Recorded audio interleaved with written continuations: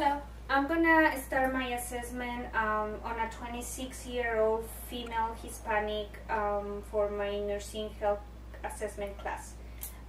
First, I'm gonna start inspecting her skin. Her skin, as I see, her color is evenly distributed, is even throughout her body. Her pigmentation is even. There's no sign of any lesions or masses that I can see. Not on the front, not on the back. I also going to assess her skin turgor. Her skin turgor is elastic. I'm going to now go ahead and assess her hair. The texture of her hair is thick, is dry, and there's no signs of breakage or some. I'm going to go ahead and palpate her scalp. As I feel her scalp, there's no sign of masses or lesions. Overall, her hair is evenly distributed in her scalp and it looks healthy. I'm going to check her nails. Her nails in both of her hands, and also I'm going to go ahead and check her nails on her feet. Her nails on her feet are nice and pink, and on her hands are nice and pink. The nail beds are smooth. Her capillary refill is less than 3 seconds. I'm going to now go ahead and check her eyes. Her eyebrows are evenly distributed and symmetrical. Her eyelids are evenly distributed and symmetrical. Her eyes, can you please look at me?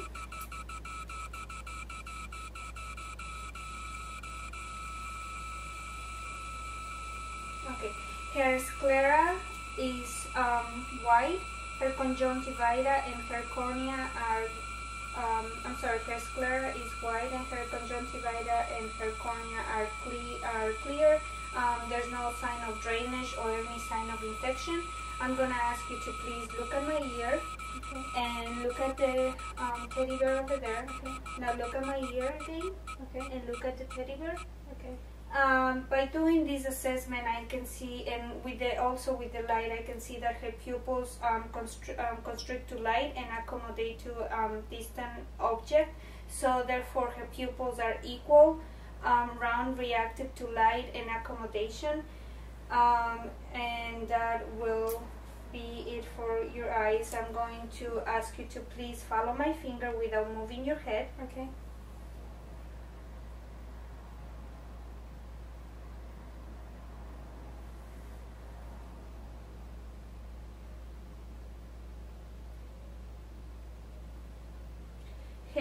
By doing this assessment, I'm evaluating her extraocular movements, and which they are intact, and also there's no sign of nystagmus. By doing all this assessment, I was able to assess cranial nerve number 3, 4, and 6. I'm going to now go ahead and feel her temporal artery. Their pulses are bilaterally equal and they are +2. I'm going to go down and feel her temporomandibular junction. Can you please open your mouth? Open and close. Open and close. Move your jaw from side to side. The junction is smooth. There's no sign of clicking or tenderness. There's no sign of TMG. I'm going to go ahead and inspect her ears. Her ears are smooth, soft. There's no sign of nodules or any lesions. I'm going to inspect inside her ear for any foreign object which is not there. I'm going to go ahead and examine her cranial nerve number 8. And by doing this, I'm gonna go ahead and ask you to please cover your right ear, and I'm gonna whisper something and you're gonna repeat after what I said, okay? Okay. Apple. Okay, by doing this, and she has repeated what I said, I'm evaluating cranial nerve number 8, which is intact. I'm going to now go ahead and inspect her nose. Her septum is symmetrical. There's no sign of deviation. I'm gonna ask you to please cover one of your nares and take a deep breath. The other one. I can see that both of her nostrils are patent. I'm gonna inspect her the mucosa inside her nose. Her mucosa inside her nose is pink. I'm gonna ask you to close your eyes, and I'm gonna ask you to smell this alcohol. Okay, this is an alcohol pad. She has confirmed that, and by doing that, she confirmed that her cranial nerve number 1 is intact. I'm going to go down and also inspect her mouth. Her lips, I can see they're nice and pink and moist. There's no sign of any lesions, and if you can please open your mouth. As I'm looking inside, I can see her hard palate and her soft palate are nice and pink and smooth. Her gums are pink. There's no sign of gingivitis. Her teeth are nice and white, and there's no sign of decay. I'm gonna ask you to please stick your tongue out and say ah for me. Ah. Her uvula and her muscles in the back of her mouth are symmetrical and moving up and down. By stick your tongue out, move it up and down to the side. Okay, I'm going to ask you to I'm gonna go ahead and check the back of your throat. Okay, and by sticking the tongue blade inside, and she showed me that she's gagging on it, which showed me that and sticking her tongue out, she has shown me that her cranial nerve number 12 is intact, and also in the back of her mouth with her gag reflex and the way the muscles are moving, she's showing me that her cranial nerve number 9 and 10 are also intact. I'm gonna assess for her neck. Her trachea is symmetrical, and there's no sign of any deviation, or as I'm feeling, there's no sign of any masses.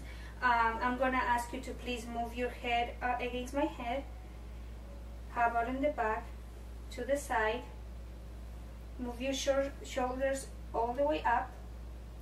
By doing this, she's showing me that she has good neck strength, and her muscles are symmetrical, with her neck strength being 5 out of 5, and she's showing me that her cranial nerve number 11 is also intact. I'm going to go down, and I'm also going to assess for lymph nodes. So I'm going to assess her pre-auricular lymph nodes. I'm doing the post-auricular lymph nodes. I'm doing the occipital lymph nodes. Now I'm going down to the cervical lymph nodes, the submandibular lymph nodes, the submental lymph nodes, and the supraclavicular lymph nodes. I don't feel any lymph nodes, which is a normal finding for this young lady. I'm going to now check her chest area, and as I can see, she's comfortably breathing. There's no sign of uses of accessory muscles. I'm also see that she is breathing at a normal rate for her age. I'm gonna ask you to please turn around like this, and I'm gonna ask you to take a deep breath. By doing this, I'm able to assess her chest expansion, which is symmetrical. I'm gonna go ahead and ask you to please repeat 99, 99, again, 99, again, 99, again, 99, again, 99, again, 99, again, 99. So by assessing for equal tactal phragmitis, it's confirming to me that she has now presence of any masses, because throughout the whole chest area, her tactal phragmitis is equal. I'm gonna now assess for breath sounds. I'm gonna ask you to take a deep breath for me when I put the when I auscultate your lungs. Again, again, again, again, again, again, again. Okay, so her breath sounds are clear bilaterally. There's no signs of any adventitious breath sounds. Now I'm gonna assess for her costovertebral angle to see if there's any tenderness, which will show me that she might have an infection in her kidneys. I'm gonna now percuse on the back of you, and can you please tell me if you have any pain? Okay. Okay.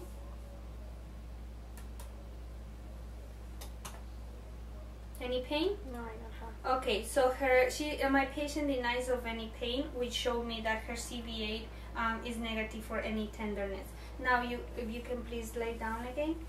I'm going to now check for any jugular vein distension by my patient being at 45-degree angle. If you can please look to that side. Her veins are even, they're not distended, and she doesn't seem of any distress, so that will show me that she doesn't have any jugular vein distension.